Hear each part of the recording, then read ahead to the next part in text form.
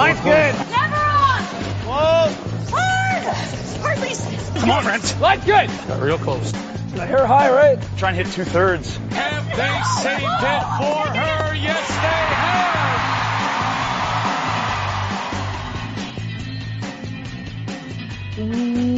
have. Welcome to Game of Stones, everybody. I am Sean Graham Scott alongside, as always. Hello, Scott. Hey, Sean. How's it going? Pretty good.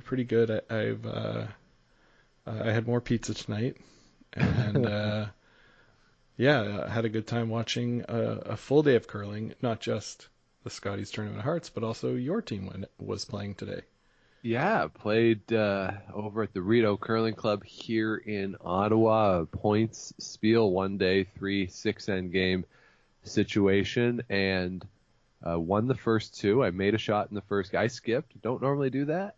Made a shot in the first game that I don't mind saying, Scott, I'm going to dine out on for a couple weeks. All right. Sort of facing four. They had the hammer. My last one, I was able to tuck it behind just a center guard, back 4 foot. Was able to sneak a steal, able to win that game, win the second game, and then the last game actually was interesting with the points. We were down a point coming home with the hammer, but a tie didn't. I mean, it helped us overall in terms of points, but to win the draw, we had to win the game. We tried a triple run, double takeout for the 2 points, and I was able to make it for one. Yeah, it was so close. Yeah, so while I'm happy with how I played, I'm a little disappointed that that shot didn't work out. But overall, Scott, we finished third out of the 16 teams there in terms of points. Mm-hmm. Was able to get up to the prize table, got me a glass of wine, a wine glass, and our friend Megan was able to get the last spa certificate. Ooh, for treatment there. No, one downtown, actually. So she didn't have to drive. So overall, a fun day at the Rideau Curling Club. Thanks to everybody for putting that one on. And my voice is a little hoarse from skipping. Yeah, you don't usually get to yell that much. So No, and it was a little chilly. But it was a nice break from the front end.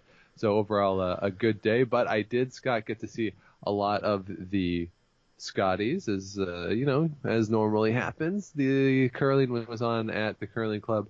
Mm-hmm.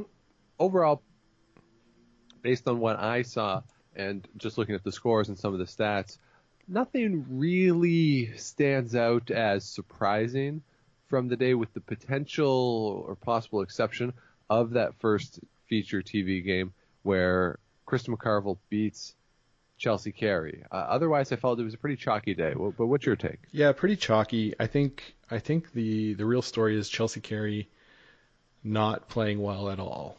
Like, the score was closer than the game really was, and the score was pretty big. Yeah. So McCarville had a chance to get 3, I think in the fourth end. Her rock overcurled. She only got 1. But,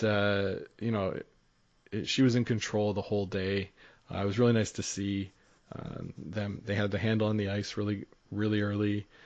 Their weight was pretty good. So overall, a really good day for Krista McCarville, and a chance to keep building, as the week goes on. Chelsea Carey probably one of the top ones in that pool. I know we talked about it, but Saskatchewan won, so good job by them. But I'm really liking my Northern Ontario pick so far. Yeah, and that's a pool, too. We talked about, you got Northern Ontario, Saskatchewan, Alberta, Manitoba, Canada. Those 5 teams, someone is going to miss, obviously, the championship pool out of those 5. And, you don't want to start with a loss. And Chelsea Carey only throws in the low 50s. Very surprising for her. No real rest in terms of the schedule for her. She gets Saskatchewan tomorrow afternoon, and that's her only game tomorrow. So you would hate to, if you're Chelsea Carey, lose that one, be sitting overnight at 0-2 going into a 2-game day on Monday. So you're going to want to see from her a little more, maybe not even more precision, right? I hate to use the word consistency because she seemed pretty consistent today. Just consistently not very good in terms of her shot making, right? So not the Chelsea Carey we expected, not the Chelsea Carey we normally get at a Scotties. So that game tomorrow afternoon against Saskatchewan, big early game here in the week for Team Canada, because you got to start looking too that we've seen with this format, 3 losses is really all you can afford to guarantee yourself something at the end of the week. So you don't want to be stuck to this early in the week, knowing that you still have to play Carrie Anderson and Laura Walker as part of this pool, and don't sleep on Andrea Crawford by any means either. Yeah, no. Speaking of the rest of the games, then from that early session, Saskatchewan rode a couple of steals of 2 in the 5th and 1 in the 6th to really take control of the game over New Brunswick and Andrea Crawford. Gave up a steal of 2 in the 8th, which tied it up, something you weren't expecting. Come back, get their deuce and 9, run them out of rocks. So pretty close game there, not a bad showing for Team New Brunswick in their first. BC, their first game, we talked about them maybe being a little bit nervous. Yep. Sure didn't show it. Came out, got a steal of 2 in the first end, they were off and running. Another big steal in the 9th, 2 points, put them up by 3, and they were able to close things out over Suzanne Burt and Prince Edward Island. And then we got the Territories Nova Scotia.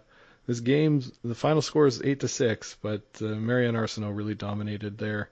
Steals of 2 in 4 and 5, and then a big 3 spot in the 7th end. Territories kept going, kept grinding. Joanne Rizzo's first game. Yep. Get her some ends under her belt. A few more throws, and they managed to claw back, but too little, too late. Yeah, and she throws in the 50s to Joanne Rizzo there. Overall, when you're looking at, I was looking at some of the percentages today. First day, it's not surprising, a lot lower than we're gonna see.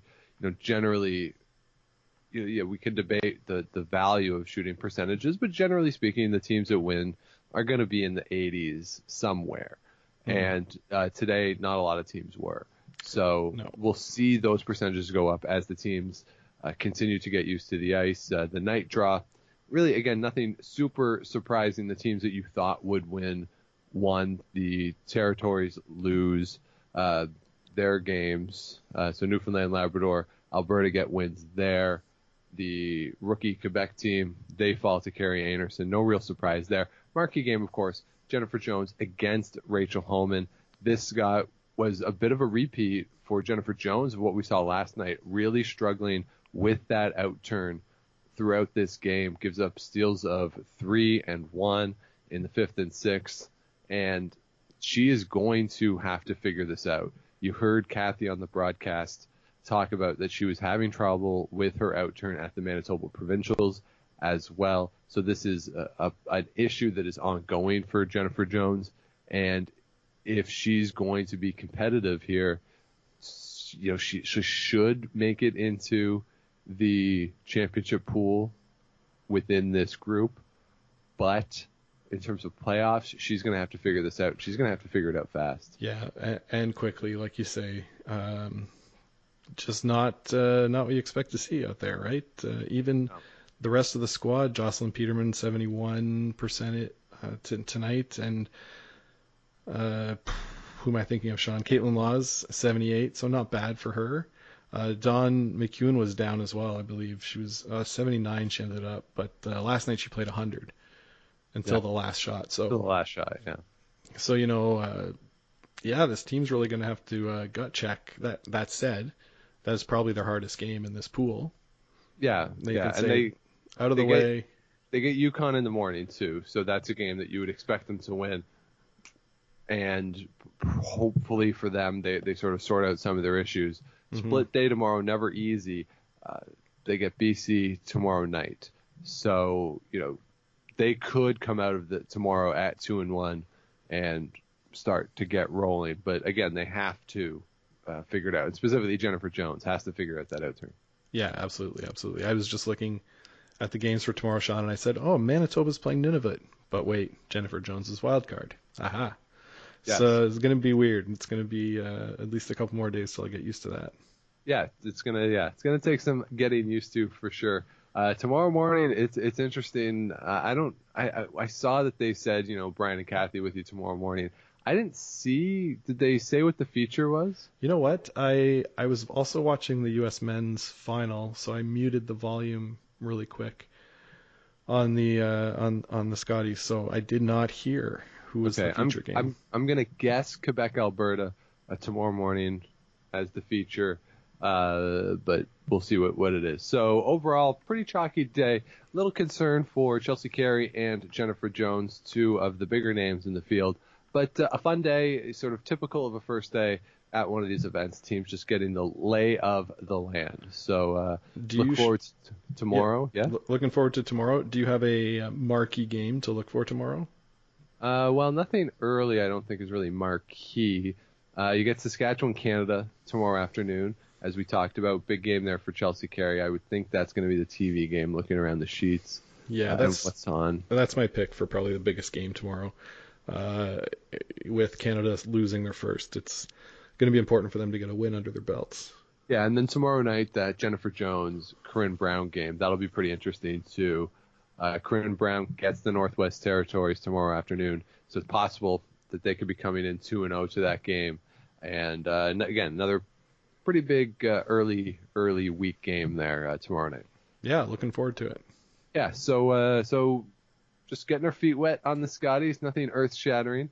Hard to have anything earth-shattering happen in one day at one of these events, but a lot of fun. Very excited about the week. Real quick, Scott, you mentioned the American Championships finals today. That's right. Both the men's and the women's. Earlier this afternoon, the women's final, the Nina Roth team, without Nina Roth, who just had a child, so congratulations to her. So Tabitha Peterson has taken the reins. They get the win. They beat Jamie Sinclair to become the national champions, and a great win for them. Maybe not what we would have expected given the lineup change, but overall, this is the team that's been at the Olympics a few times, and even though people have counted them out, including arguably USA Curling, they just keep fighting and keep winning. Yeah, they've had the best year by far out of any American women's team, and really happy for them to be able to go to the Worlds. I watched the interview they did with Price Atkinson just around the fifth end of the men's game, and I believe Becca Hamilton said, for the first time ever, really looking forward to Prince George. I don't believe that's ever been said before, but just kidding to our friends out in Prince George. Yeah, so congratulations to them. As we record this, the final of the men's John Schuster, Rich Roonin is going on. Scott, what is the latest update there? It's over, Sean, and I missed the last shot. Roonin had the hammer trying to score 2 down by a point in 10, and it looks like Schuster got the steal, and I'm trying to rewind to see the shot, but it's not loading. So, okay. Schuster was the team to beat all week. I think they were 9-0 in the round robin. Yeah, they didn't lose. So, good on them. They complete the thing. Roonin's team was really fired up there. They were making shots. They were going, come on, yeah. Yeah, and if you didn't see it, their entry into the arena, I think it was Thursday. They've been going with sort of the old man strength theme for this week. So they had a great entrance. If you go to their Twitter, you can check that out. A lot of fun how they came into the arena on Thursday. But congratulations to John Schuster. Yeah, certainly the class of men's curling in the United States. Elsewhere in some other national championships, Bruce Mowat beats Glenn Muirhead in the final in Scotland. He had to come through, I believe, the sort of the back end of that playoff to get that win. So a nice win for them as they continue to establish themselves as the class of that three-way race there in Scotland. Elena Stern beats Silvana Tiranzoni in Switzerland. A bit of an upset there, defending world champions. I don't know how Switzerland decides their representative at the Worlds, but chance here that we won't have the defending world champions at the World Championship this year, which is something that really only happens when Canada wins. Usually, yeah. But doesn't come back. I do believe it will be the winner. It'll be Stern going to the Worlds. And a switch on the men's side, too. Yannick Schwaller beats Peter de Cruz in Switzerland. 5-3 win there. So a bit of a changing of the guard in Switzerland, perhaps. Yeah. Also in Scotland, Sean, you forgot about the women's game, and I did. Eve Muirhead got the win, so she's back to the World Championships for the first time since 2017, I guess, because they lost last year and they were playing in the Olympics the year before. Yep.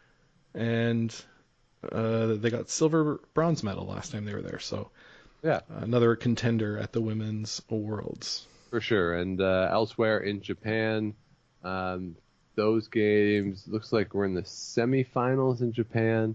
So we got the finals coming up, I guess, in a couple hours.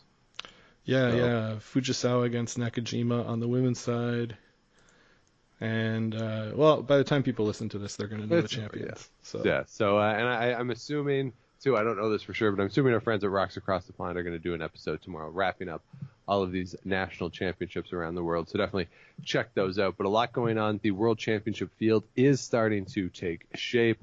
Certainly the Scotties is our focus as part of that. So fun day today.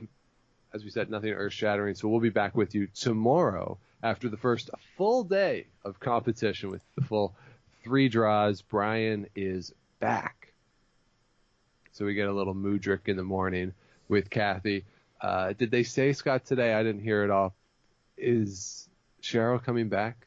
Yeah, she's playing in the seniors, Alberta seniors this weekend. Okay. So she should be there, I think they said Monday. Okay, great. Because, yeah.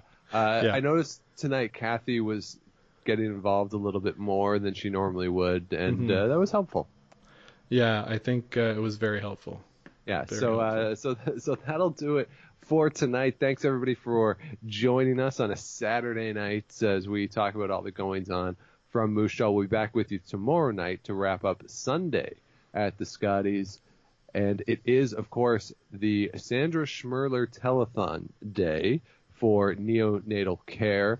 This is the biggest day of the year for the Sandra Schmerler Foundation. So if you can, certainly call up, go online, donate. Wonderful cause and great work that is done by the Sandra Schmerler Foundation. So that'll be going on all day tomorrow, and they do the running updates. If you call in, you might get to talk to some of the players who, when they're not playing, I know Devin Hero's doing it, some other local celebrity folks. I know the Schmerler team, Nancy Gooderite and Joan McCusker are always there taking calls. So you might get to talk to a curling celebrity.